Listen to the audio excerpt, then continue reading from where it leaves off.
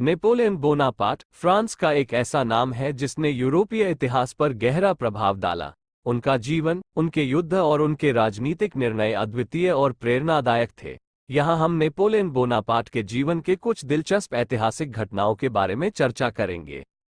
प्रारंभिक जीवन और सैन्य करियर। नेपोलियन का जन्म 15 अगस्त 1769 कोर्सिका के एजेचियो में हुआ। उनका बचपन संघर्ष में बीता और उन्होंने जल्दी ही सैन्य शिक्षा लेना शुरू किया।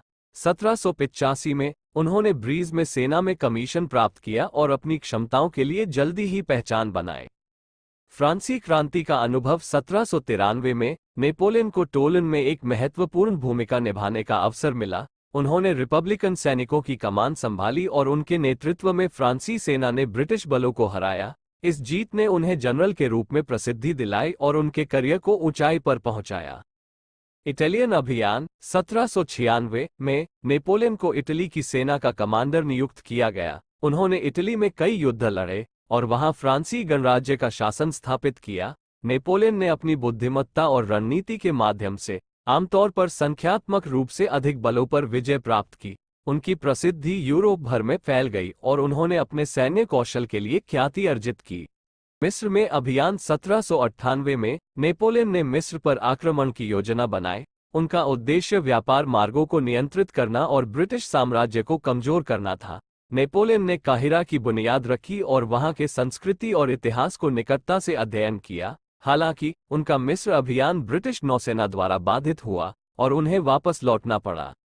साम्राज्य की स्थापना। 1804 में नेपोलियन ने खुद को फ्रांस का सम्राट घोषित किया। उन्होंने कई सुधारों को लागू किया, जैसे कि अधिनायक की स्थापना, नागरिक कानून को व्यवस्थित करना जिसे नेपोलियन कोड कहा जाता है, और शिक्षा सुधार। उनके शासन के दौरान फ्रांस ने एक शक्तिशाली साम्राज्य का रूप लिया।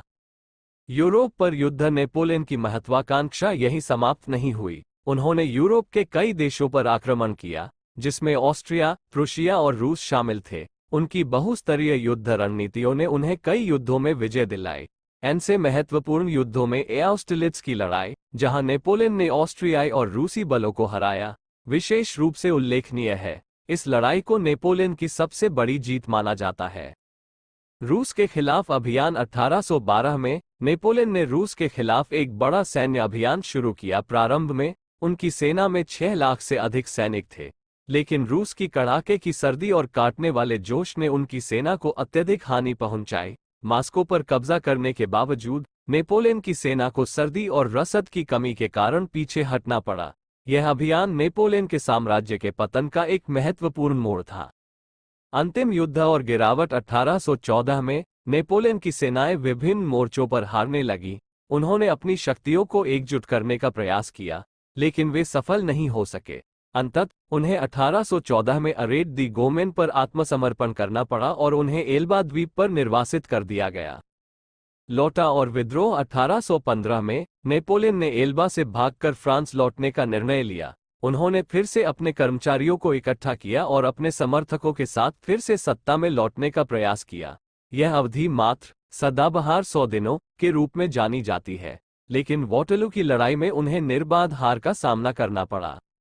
निर्वासन का अंत। वॉटरलू के बाद नेपोलियन को फिर से निर्वासित किया गया, लेकिन इस बार से भविष्य में यहां उनकी मृत्यु 5 मई 1821 को हुई। उनकी मृत्यु के बाद उन्होंने यूरोपीय राजनीति और सैन्य संस्कृति पर गहरा प्रभाव डाला। निष्कर्ष। नेपोलियन बोनापार्ट का जीवन और कार्य आज भी इतिहास के छात्रों और शोधकर्ताओं के लिए एक प्रेरणा का स्रोत है। उन्होंने अपने समय की राजनीति, युद्ध और समाज को बदला। उनके निर्णयों और कार्यों का असर आज भी महसूस किया जाता है और वे इतिहास के सबसे प्रभावशाली संदर्भों में से एक है।